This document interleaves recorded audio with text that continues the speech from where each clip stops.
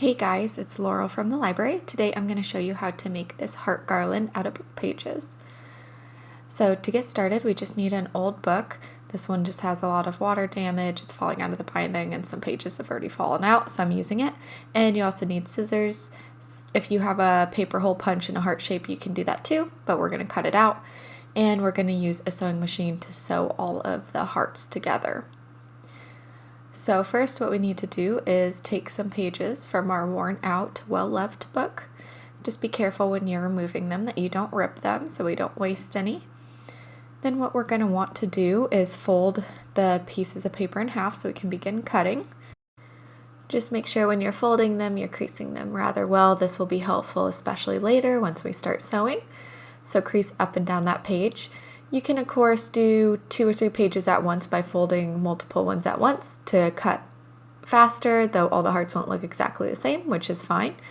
So I'm going to go ahead and trace half a heart. You don't have to trace if you don't want to. You can just free cut.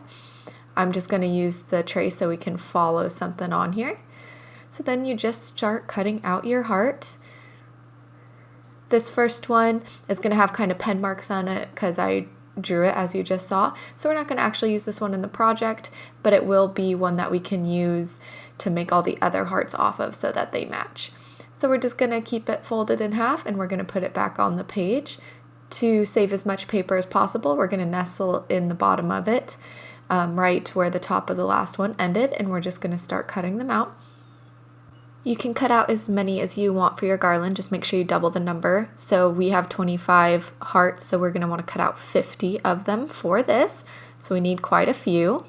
And cutting out might take a while, but we do have audiobooks online in our online library that you guys could listen to while you're cutting these out.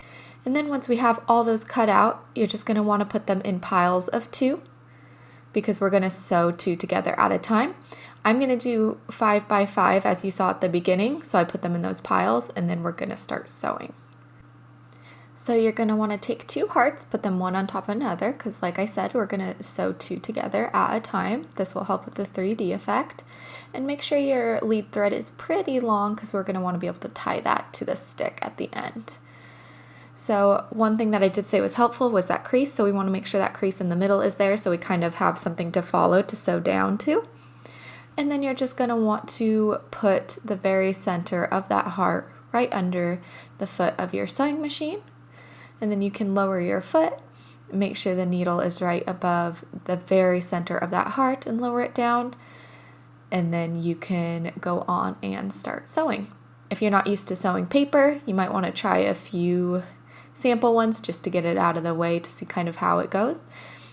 And then you're just going to lead it through. You're going to leave a few stitches between every heart in order to have room so they're kind of hanging like that garland.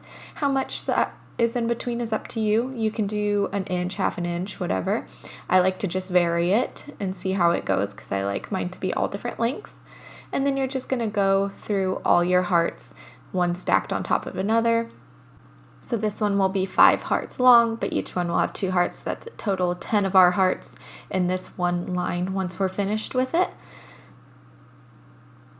So just keep sewing on through them till you get your whole line done. If you want to do a super long garland and put it over your fireplace or whatever, you can just keep going with all of them. And then just cut off your first line of hearts. And they should be all connected. And then we're just going to want to fold the hearts out. This is just going to make them pop out a little bit, so once we hang them up, they're nice and 3D. You're just folding them right at the crease or where we sewed it, which makes it really, really easy to follow. Then you'll have a whole line of hearts, so that's going to be your first line. And then we're just going to continue to sew all of them till we have all 5 of them, and then we're going to get our stick out and start tying them to the stick.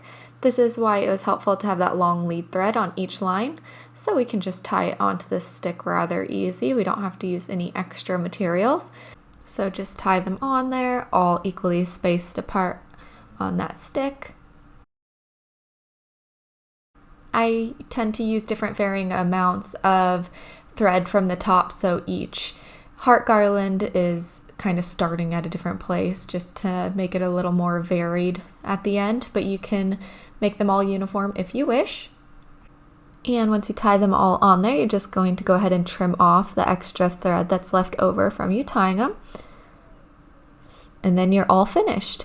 To hang it up, you can just use tacks to hang under the stick, or you could use something like fishing line to tie to one end and the other of the stick. And then your garland is all done. Hope you guys have a fun time making this and stay healthy.